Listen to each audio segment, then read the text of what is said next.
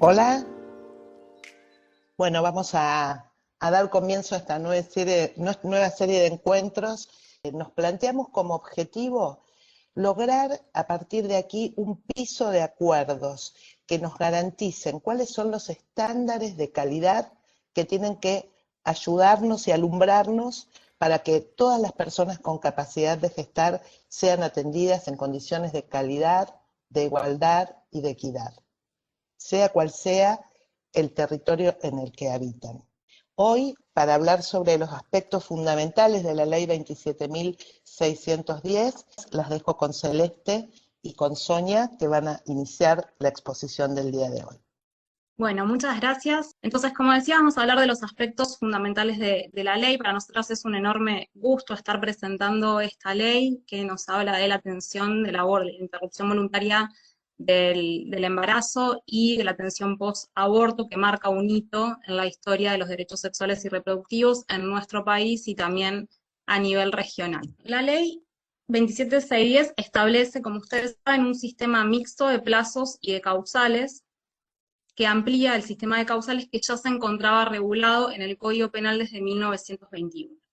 El sistema de plazos significa de que las personas gestantes tienen derecho a la interrupción voluntaria del embarazo, a la IVE, hasta la semana 14 inclusive del proceso gestacional. Y el sistema de causales, como yo les decía, se mantienen las mismas desde 1921, con la interpretación que realizó la Corte Suprema de Justicia de la Nación en el caso FAL, allí por el año 2012.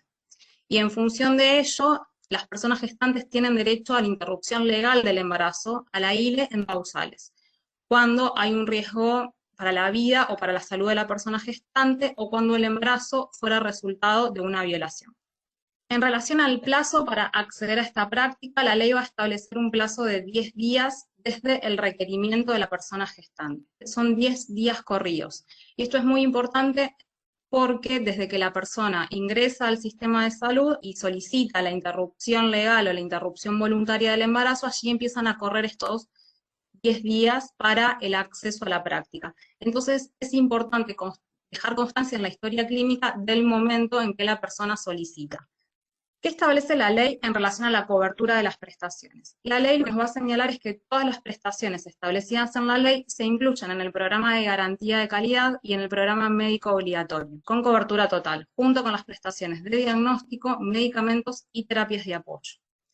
Esto significa que los servicios públicos de salud, las obras sociales, tanto a nivel nacional como provincial, y las entidades de medicina prepaga, deben incorporar la cobertura integral y gratuita de la práctica. En relación a los principios rectores, la ley va a establecer 6 principios rectores que ya se encontraban reconocidos en la legislación argentina, principalmente en la Ley de Derechos del Paciente y en la Ley 26.485, referida a la protección integral de las mujeres.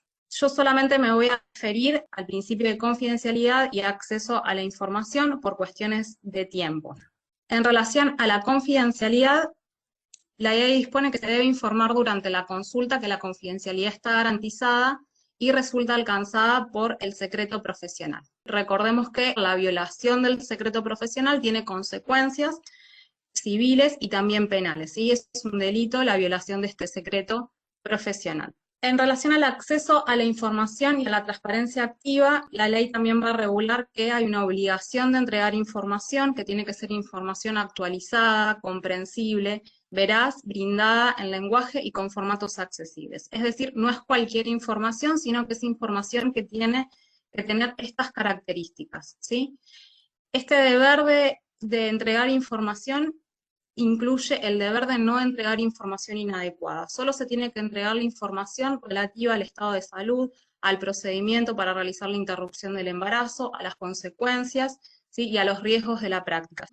Y de la mano del deber de acceso a la información se encuentra la obligación de transparencia activa. Esto significa el deber de entregar la información sin que la persona lo solicite, ¿sí? Muchas veces las personas, como ustedes saben, no saben qué preguntar, entonces es importante entregar esa información, ¿sí? Para que la persona pueda ejercer sus derechos de manera informada. Entonces, para el acceso a la IVE de cualquier persona, hasta la semana 14 inclusive del proceso gestacional, se va a requerir solamente su consentimiento informado. ¿sí? No se puede exigir que la mujer o la persona gestante explique los motivos por los cuales tomó esa decisión. Lo puede hacer, sí, pero es su derecho no hacerlo. Tanto hacerlo como no hacerlo es su derecho. Si no se le puede exigir a la persona gestante que explique los motivos por los cuales tomó la decisión. Y allí el personal de salud debe constatar la edad gestacional por los medios más expeditos disponibles. Esto es la fecha de última menstruación, el examen bimanual o la ecografía según disponibilidad. Bien, y ahora quería hablar de las dos causales. Ya habíamos dicho de que la ILE se refería tan por un lado a causal violencia sexual y por el otro lado a causal salud. Entonces, para el acceso a la interrupción legal del embarazo por causal violencia sexual, se va a requerir una declaración jurada ante el personal de salud interviniente. Esta declaración jurada viene de la mano de lo que ya había resuelto la Corte Suprema de Justicia, allí en el caso FAL, dijo que no se podía exigir otros requisitos, como por ejemplo una autorización judicial, una denuncia judicial o policial. ¿Sí? La declaración jurada es un documento simple en donde la persona manifiesta que el embarazo que cursa es producto o fue producto de violencia sexual. En los casos de niñas menores de 13 años de edad, esta declaración jurada no es necesaria, dispone la ley, y ello se vincula con la normativa penal que nos dice que en estos casos, se considera que siempre hay delito, en tanto las niñas menores de 13 años no pueden brindar su consentimiento para las relaciones sexuales desde el punto de vista de la ley penal, ¿sí? Siempre hay un delito en estos casos. Y el otro requisito, como cualquier práctica de salud, se requiere también el consentimiento informado.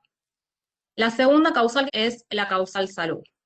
Entonces, ¿cómo entendemos este concepto de causal salud? La OMS nos ha dicho que la salud debe ser entendida como un completo estado de bienestar físico, psíquico y social, y no solamente la ausencia de enfermedades o afecciones, y como el derecho de todas las personas a disfrutar del más alto nivel posible de salud física o mental.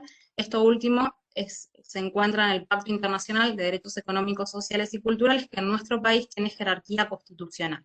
Entonces, para aplicar esta causal salud, se requiere constatar la mera presencia de riesgo de afectación de cualquiera de estas tres dimensiones, ¿sí? Física, mental o social. Y ahora le paso la palabra a Sonia Arisa, que va a seguir con la presentación. Muchísimas gracias a todas y a todos por estar presentes y por esta invitación. Queremos terminar con un tema que también ha sido objeto de varias consultas y que sabemos que despierta muchas preguntas, y es lo que tiene que ver con el derecho a la objeción de conciencia.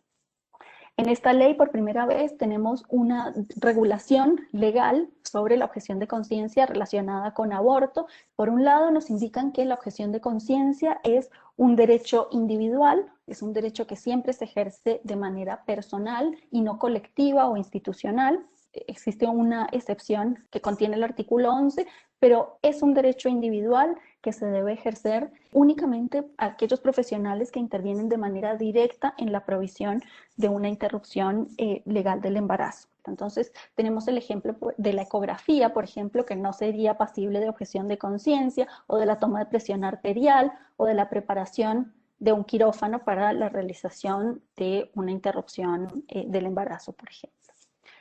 Después es muy importante identificar el marco para el ejercicio de la objeción de conciencia, y esto nos lo trae la ley también al indicar que el marco se trata de la no obstaculización y de la buena fe. Ya lo decía, por ejemplo, el fallo FAL en relación con la no obstaculización, que indica que el ejercicio de la objeción de conciencia no puede traducirse en demoras o derivaciones que impongan riesgo para el acceso efectivo a la atención, y tampoco se puede ejercer la objeción de conciencia incumpliendo otros deberes, como por ejemplo la entrega de información.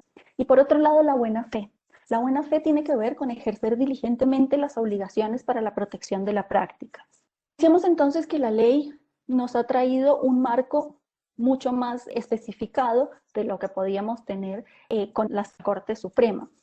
Nos ha indicado el artículo 10 de la ley que el ejercicio de la objeción de conciencia debe mantenerse en todos los ámbitos de provisión en los que se desempeñe el profesional de la salud. Por otro lado, debe entregar información con las características que mencionábamos: actualizada, veraz, completa y sin sesgos.